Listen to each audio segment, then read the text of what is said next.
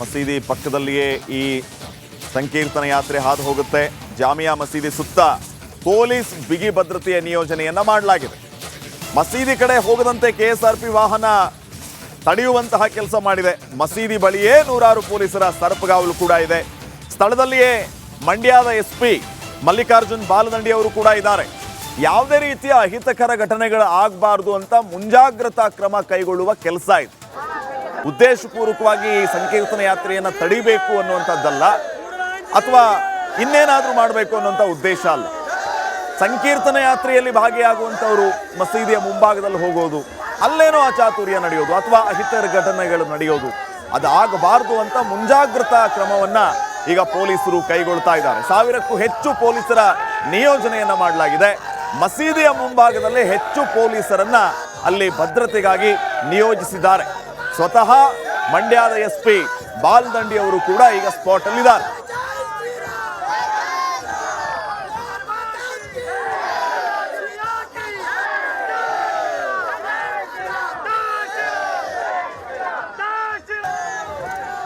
ಈ ಬಗ್ಗೆ ಇನ್ನಷ್ಟು ಅಪ್ಡೇಟ್ಸ್ ಅನ್ನ ಕೊಡೋದಕ್ಕೆ ಕೊಲೀಗ ನಿಕೇಶ್ ಕೊಠಾರಿ ಈಗ ಸ್ಥಳದಿಂದಾನೇ ನೇರ ಸಂಪರ್ಕದಲ್ಲಿ ಜಾಯಿನ್ ಆಗ್ತಾ ಇದ್ದಾರೆ. ನಿಕೇಶ್, ಗಮನಿಸ್ತಾ ಇದ್ದೀವಿ ಸಂಕೀರ್ತನ ಯಾತ್ರೆಗೆ ಅತ್ಯದ್ಭುತವಾದಂತಹ ರೆಸ್ಪಾನ್ಸ್ ಸಿಗ್ತಾ ಇದೆ. ಇವರ ಉದ್ದೇಶ ಜಾಮಿಯಾ ಮಸೀದಿ ಅಲ್ಲ, ಅದು ಮೂಡಲಬಾಗಿಲು ಆಂಜನೇಯ ಸ್ವಾಮಿ ದೇವಸ್ಥಾನ. ಅಲ್ಲಿ ಪುನರ್ ಪ್ರತಿಷ್ಠಾಪನೆಯನ್ನ ಮಾಡಿಯೇ ತೀರ್ತೀವಿ ಆಂಜನೇಯ ಸ್ವಾಮಿಯನ್ನ ಅನ್ನುವಂತಹದ್ದು. ಇದೇ ಉದ್ದೇಶ ಇಟ್ಕೊಂಡು ಯಾತ್ರೆ ಈಗ ಆರಂಭ ಆಗಿದೆ. ಏನೆಲ್ಲ ಅಪ್ಡೇಟ್ಸ್ ಕೊಡ್ತೀರಿ, ಏನು ನಡೀತಾ ಇದೆ ಸದ್ಯಕ್ಕೆ? ಖಂಡಿತ ಶ್ರೀಪಾದ್ ಪಾಟೀಲ್, ನೀವು ಕೂಡ ಗಮನಿಸ್ತಾ ಇರಬಹುದು ಯಾವ ರೀತಿಯಾಗಿ ಇಲ್ಲಿ ಹಿಂದೂ ಪರ ಸಂಘಟನೆಗಳು ಹಾಗೆ ಕಾರ್ಯಕರ್ತರು ಈ ಒಂದು ಜಾಮಿಯಾ ಮಸೀದಿಯ ಮುಂಭಾಗದಲ್ಲಿರುವಂಥ ವೃತ್ತದಲ್ಲಿ ಸೇರಿರುವಂಥದ್ದು ದೊಡ್ಡ ಮಟ್ಟದ ಶಕ್ತಿ ಪ್ರದರ್ಶನ ಅಂತಲೇ ಹೇಳ್ಬೋದು. ಪ್ರತಿ ವರ್ಷದಂತೆ ಈ ವರ್ಷವೂ ಕೂಡ ಭರ್ಜರಿಯಾಗಿ ಈ ರ್ಯಾಲಿ ಸಾಗಿ ಬಂದಿರುವಂಥದ್ದು. ನಿಮಿಷಾಂಬ ದೇವಸ್ಥಾನದ ಮುಂಭಾಗದಿಂದ ಶುರುವಾಗಿರುವಂಥ ಈ ರ್ಯಾಲಿ ಈಗ ಎಲ್ಲಿ ಜಾಮಿಯಾ ಮಸೀದಿ ಇದೆ ಆ ಜಾಗ ನಮ್ಮದು, ಅಲ್ಲಿ ನಾವು ಈ ಹನುಮಂತನನ್ನ ಪುನರ್ ಪ್ರತಿಷ್ಠಾಪನೆ ಮಾಡ್ತೀವಿ ಮೂಡಲಬಾಗಿಲು ಆಂಜನೇಯ ಎನ್ನುವಂಥದ್ದು ಕೂಡ ಇವರ ಧ್ಯೇಯವಾಕ್ಯ ಹಾಗೆ ಘೋಷಣೆ ಕೂಡ ಆಗಿರುವಂಥ ಇವು ಕೂಡ ಗಮನಿಸ್ತಾ ಇರ್ಬೋದು. ಯಾವ ರೀತಿಯಾಗಿ ಇಲ್ಲಿ ಹನುಮ ಮಾಲಧಾರಿಗಳು ದೊಡ್ಡ ಮಟ್ಟದಲ್ಲಿ ಭಜನೆಯನ್ನು ಮಾಡ್ತಾ ಇದ್ರೆ ಜೈ ಘೋಷ, ಜೈ ಹನುಮಾನ್ ಹಾಗೆ ಜೈ ಶ್ರೀರಾಮ್ ಎನ್ನುವಂತ ಘೋಷಣೆ ನೀವು ಕೂಡ ಗಮನಿಸ್ತಾ ಇರ್ಬೋದು. ಒಂದ್ ಕಡೆಯಲ್ಲಿ ಎಲ್ಲರೂ ಕೂಡ ದೊಡ್ಡವರಿಂದ ಇದ್ದು ಮಕ್ಕಳಿಂದ ಇದ್ದು ಪ್ರತಿಯೊಬ್ಬರು ಕೂಡ ಇಲ್ಲಿ ಭಾಗಿಯಾಗಿದ್ದಾರೆ. ನೀವು ನೋಡ್ತಾ ಇರ್ಬೋದು ಎಲ್ಲ ಒಂದೇ ವಾಕ್ಯ ಜೈ ಶ್ರೀರಾಮ್ ಜೈ ಘೋಷಣೆಯನ್ನು ಕೂಡ ಮೊಳಗ್ತಾ ಇರುವಂತದ್ದು ನೀವು ಕೂಡ ಕಂಪ್ಲೀಟ್ ಆಗಿ ಗಮನಿಸ್ತಾ ಇರಬಹುದು. ಜೈ ಶ್ರೀರಾಮ್ ಜೈ ಘೋಷಣೆಯೊಂದಿಗೆ ಸಾಗಿ ಬಂದಿರುವಂತದ್ದು ನಿಮಿಷಾಂಬ ದೇವಿ ಟೆಂಪಲ್ ಇಂದ ಅಲ್ಲಿ ಸಮಾರಂಭ ಎಲ್ಲ ಮುಗಿದಾದ ನಂತರ ಈಗ ಶ್ರೀರಂಗನಾಥ ಟೆಂಪಲ್ಗೆ ಬಂದಿರುವಂತದ್ದು. ಇಲ್ಲಿ ವ್ರತವನ್ನ ಮಾಡಿ ಇಷ್ಟು ದಿವಸ ಏನು ವ್ರತವನ್ನ ಮಾಡಿರ್ತಾರೆ ಆ ವ್ರತ ಎಲ್ಲವೂ ಕೂಡ ಫಲಪ್ರತಿಯಾಗಿ ಈಗಾಗಲೇ ಇವರು ಆ ಮೆರವಣಿಗೆಯನ್ನ ಮಾಡ್ಕೊಂಡು ಬರ್ತಾರೆ. ಈ ಜಾಮಿಯಾ ಮಸೀದಿ ಇರುವಂತಹ ಜಾಗ ನಮ್ದು, ಅಲ್ಲಿ ಮೂಡಲ ಆಂಜನೇಯ ದೇವಿ ಟೆಂಪಲ್ ಅನ್ನು ನಾವು ಮತ್ತೆ ಪುನರ್ ಪ್ರತಿಷ್ಠಾಪನೆ ಮಾಡ್ತೀವಿ ಅನ್ನೋಂತ ಹೇಳ್ತಾ ಇರುವಂತದ್ದು. ನಾನು ಕೂಡ ಅವ್ರನ್ನ ಮಾತಾಡ್ತೀನಿ. ಈ ಈಗ ಒಂದು ದೊಡ್ಡ ಮಟ್ಟದ ರ್ಯಾಲಿಯನ್ನ ಮಾಡಿದ್ರು, ಅದರ ಉದ್ದೇಶ ಏನಿದೆ ಸರ್? ನೋಡಿ, ಆ ಮಂದಿರ ಅದು ಹಿಂದೂಗಳದ್ದು, ಅದು ಯಾವತ್ತಿದ್ರು ಹಿಂದೂಗಳಿದೆ. ಇದು ತಲಾಂತರದ ವಿಜಯನಗರ ಸಾಮ್ರಾಜ್ಯದಲ್ಲಿ ಇರ್ತಕ್ಕಂಥ ಮಂದಿರ. ಇದು ಈ ಮಂದಿರನ ಮಸೀದಿ ಮಾಡ್ಕೊಂಡ್ರೆ ನಾವು ಬಿಡಲ್ಲ. ಇದು ಈ ಹೋರಾಟದಿಂದನೇ ಆಗೋದು, ಈ ಹೋರಾಟದಿಂದನೇ ಇದಾಗೋದು. ಸರ್ಕಾರಗಳು ಕಣ್ಮುಚ್ಕೊಂಡು ಕೂತಿದ್ದಾವೆ, ಇಲಾಖೆಗಳು ಕಣ್ಮುಚ್ಕೊಂಡು ಕೂತಿದ್ದಾವೆ. ನಾನು ಒಂದೇ ಮಾತು ಹೇಳೋದು, ನೀವು ಬನ್ನಿ ನಾವು ಬರ್ತೀವಿ, ಕೂತ್ಕೊಳ್ಳೋಣ. ನಿಮ್ಮ ಕುರುಹುಗಳಿತ್ತು ಅಂದ್ರೆ ನಾವು ಬಿಟ್ಕೊಡ್ತೀವಿ, ನಮ್ಮ ಕುರು ಇದ್ರೆ ನೀವು ಬಿಟ್ಕೊಡ್ತೀರಾ ಅಂದ್ರೆ ನಾವು ರೆಡಿ. ನಾವು ಯಾರು ಕೂಡ ಸಂಘರ್ಷಕ್ಕೆ ಬರ್ತಿಲ್ಲ, ನಾವು ಒಳ್ಳೆತನಕ್ಕೋಸ್ಕರ ಬಂದಿದ್ದೀವಿ, ನಾವು ಒಳ್ಳೆತನದಿಂದಲೇ ಇರ್ತೀವಿ. ಅದಕ್ಕೆ ನೀವು ರೆಡಿ ಅಂದ್ರೆ ನಾವು ರೆಡಿ.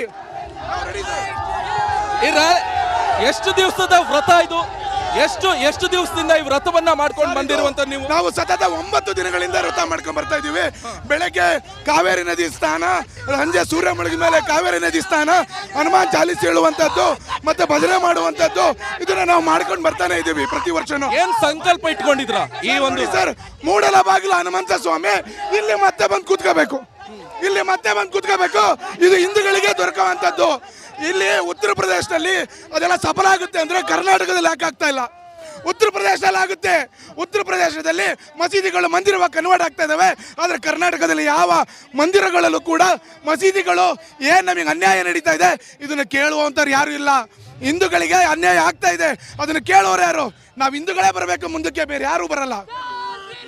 ಓಕೆ, ಈಗಾಗಲೇ ನೋಡ್ತಾ ಇರ್ಬೋದು ನೀವು ಯಾವ ರೀತಿಯಾಗಿ ಈ ಒಂದು ಪ್ರತಿಭಟನೆ ಇದು ರ್ಯಾಲಿ ಸಾಕೊಂಡು ಬಂದಿರುವಂತದ್ದು. ಇವರಿಗೂ ಹೇಳ್ತಾ ಇರುವಂತದ್ದು, ನಾವು ಮತ್ತೆ ಈ ಜಾಮಿಯಾ ಮಸೀದಿ ಏನಿದೆ ಆ ಪ್ರದೇಶ ನಮ್ದು, ಅಲ್ಲಿ ನಾವು ಮತ್ತೆ ಈಗ ಮೂಡಲಬಾಗಿಲು ಹನುಮಂತನ ಮತ್ತೆ ಪ್ರತಿಷ್ಠಾಪನೆ ಮಾಡ್ತೀವಿ. ಆ ಒಂದು ನಿಲುವನ್ನ ಇಟ್ಕೊಂಡು ಈ ದೊಡ್ಡ ಮಟ್ಟದ ರ್ಯಾಲಿಯನ್ನ ಮಾಡ್ಕೊಂಡು ಬಂದಿದ್ವಿ. ಇದರ ಉದ್ದೇಶ ಹಾಗೆ ಕಟ್ಟುವವಲ್ಲ ಕಟ್ಟುವವ ರಾಮನ ಪಾದದ ಮೇಲಾಡ, ರಾಮನ ಪಾದದ ಮೇಲಾಡ ಮಂದಿರವನ್ನೇ ಕಟ್ಟುವೆವು. ನೋಡಿ, ಈ ಮೇಲ್ಗಡೆ ಗುಂಬಸ್ ಬಿಟ್ರೆ ಒಂದೊಂದು ಕಲ್ಲು ಹೇಳುತ್ತೆ ಅದು ಹನುಮನ ದೇವಸ್ಥಾನ ಅಂತ. ಆದರೆ ಈ ಸರ್ಕಾರಗಳು ಯಾವುದೇ ಬರಲಿ ಅವಕ್ಕೆ ಕಣ್ಣು ಕಾಣ್ತಾ ಇಲ್ಲ. ನಾವು ಹಿಂದೂಗಳು ಶಾಂತಿಯುತವಾಗಿ ಪ್ರತಿಭಟನೆ ಮಾಡ್ತಾ ಇದ್ದೀವಿ, ಸಂಕೀರ್ತನ ಯಾತ್ರೆ ಹಮ್ಮಿಕೊಂಡಿದ್ದೀವಿ. ಯಾಕೆ ಅಂದರೆ ಒಂದೊಂದು ಕಲ್ಲು ಹೇಳ್ತಾ ಇದೆ ಆಂಜನೇಯನ ದೇವಸ್ಥಾನ ಅಂತ. ಇದನ್ನ ನಾವು ನ್ಯಾಯಾಲಯದ ಮುಖಾಂತರನೇ ನ್ಯಾಯವಾಗೇನೆ ನಾವು ಪಡ್ಕೋತೀವಿ. ಜೈ ಶ್ರೀರಾಮ್. ಇದು ಪ್ರಜಾಪ್ರಭುತ್ವ ರಾಷ್ಟ್ರ, ಸಂವಿಧಾನ ಎನ್ನುವಂಥದ್ದು ಇರುತ್ತೆ. ಒಂದ್ ಲೆಕ್ಕದಲ್ಲಿ ನೀವು ಈಗ ಮಾಡ್ತಾ ಇದ್ದೀರಿ ರ್ಯಾಲಿ, ಓಕೆ. ಇನ್ನೊಂದ್ ಕಡೆಯಲ್ಲಿ ಕೇಸ್ ಕೂಡ ಹಾಕಿದ್ದೀರಿ. ಈಗ ಅದು ಯಾವ ರೀತಿಯಾಗಿ ಪ್ರೊಸೆಸ್ ಅಲ್ಲಿ ಇದೆ? ಅದಕ್ಕೆ ಹೇಳೋದು, ನಾವು ಹಿಂದೂ ಸಮಾಜ ಅಂಬೇಡ್ಕರ್ ಅವರ ಸಂವಿಧಾನ, ನಮ್ಮ ಅಂಬೇಡ್ಕರ್ ಅವರ ಸಂವಿಧಾನಕ್ಕೇನೆ ನಾವು ಗೌರವ ಕೊಡೋದು. ಆ ಗೌರವ ಕೊಡೋದ್ರಿಂದನೇ ನಾವು ಕೇಸ್ ಹಾಕಿರೋದು. ನ್ಯಾಯಾಲಯದ ಮೇಲೆ ನಂಬಿಕೆ ಇದೆ ನಮಗೆ. ಹೇಗೆ ಶ್ರೀರಾಮಚಂದ್ರ ಪ್ರಭು ಅಯೋಧ್ಯೆಯಲ್ಲಿ ನಾವು ಮಂದಿರ ಕಟ್ಟುದೋ, ನ್ಯಾಯಾಲಯ ತೀರ್ಪು ಸಿಕ್ತೋ, ಉತ್ಕಲನ ಮಾಡಿ, ಅದೇ ಥರ ಇಲ್ಲಿ ಸರ್ವೆ ಮಾಡಿ ಉತ್ಕಲನ ಮಾಡಿ ಈಗಿರೋ ಸರ್ಕಾರದ ಮೇಲೆ ನಮಗೆ ವಿಶ್ವಾಸ ಇಲ್ಲ. ಯಾವ ನಮ್ಮ ಹಿಂದುತ್ವದ ಸರ್ಕಾರ ಬರುತ್ತೋ ಆವಾಗ ನಾವು ಇದಕ್ಕೆ ನಾವು ತಕ್ಕ ಉತ್ತರ ಕೊಟ್ಟು ಉತ್ಕಲನ ಮಾಡಿಸಿ ನಾವು ಇದೇ ಜಾಗದಲ್ಲಿ ತಿರ್ಗಾ ಹನುಮನ ಶ್ರೀರಾಮಚಂದ್ರನ ಬಂಟ ಭಕ್ತ ಹನುಮನ ವಿಗ್ರಹವನ್ನು ಪ್ರತಿಷ್ಠಾಪನೆ ಮಾಡ್ತೀವಿ. ಜೈ ಶ್ರೀರಾಮ್. ಇದು ಸಂಕಲ್ಪ ಆಗಿರುವಂತದ್ದು. ಶ್ರೀಪಾದ್ ಪಾಟೀಲ್ ಈಗಾಗಲೇ ಸಾಕಷ್ಟು ಜನರು ಕೂಡ ಹಿಂದೂ ಪರ ಕಾರ್ಯಕರ್ತರು ಇರ್ಬೋದು ಅಥವಾ ಹಿಂದೂ ಮುಖಂಡರು ಎಲ್ಲರೂ ಕೂಡ ಇಲ್ಲಿ ಭಾಗಿಯಾಗಿದ್ದಾರೆ. ನಾವು ಕೂಡ ಗಮನಿಸ್ತಾ ಇರ್ಬೋದು. ಈ ವೃತ್ತದಲ್ಲಿ ಈಗ ದೊಡ್ಡ ಮಟ್ಟದ ಭಜನೆಯನ್ನ ಮಾಡ್ತಾ ಇದ್ದಾರೆ. ಜೈ ಶ್ರೀರಾಮ್ ಜೈ ಘೋಷ ಕೂಡ ಮೊಳಗ್ತಾ ಇದೆ. ಇನ್ನೊಂದ್ ಕಡೆಯಲ್ಲಿ ಕಟ್ಟುವೆವು ಹನುಮಂತನ ಗುಡಿಯನ್ನು ಕಟ್ಟುವೆ. ನಾನು ಕಂಪ್ಲೀಟ್ ಆಗಿ ತೋರಿಸ್ತಾ ಹೋಗ್ತೀರಿ.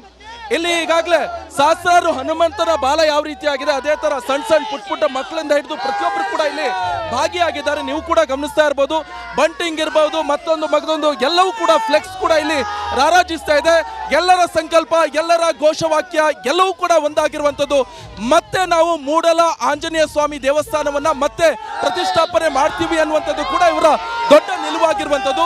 9 ದಿವಸ ವ್ರತವನ್ನ ಮಾಡಿಬಿಟ್ಟು ಇವರು ಇಲ್ಲಿ ಬರ್ತಾರೆ. ಆ ವ್ರತ ಕಂಪ್ಲೀಟ್ ಆಗುತ್ತೆ ಇವತ್ತಿಗೆ. ಇವತ್ತು ಬಂದು ಶ್ರೀರಂಗನಾಥ ಟೆಂಪಲ್ ಅಲ್ಲಿ ಅಂದ್ರೆ ದೇವಸ್ಥಾನದಲ್ಲಿ ಈ ಮಾಲೆಗಳನ್ನ ಇವರು ಕಳಿಸುತ್ತಾರೆ. ಮತ್ತೆ ಮಾತನಾಡ್ತೀನಿ ಇವ್ರನ್ನ. ನೋಡಿ, ಸಣ್ಣ ಮಕ್ಕಳು ಎಲ್ಲ ಇದ್ದಾರೆ.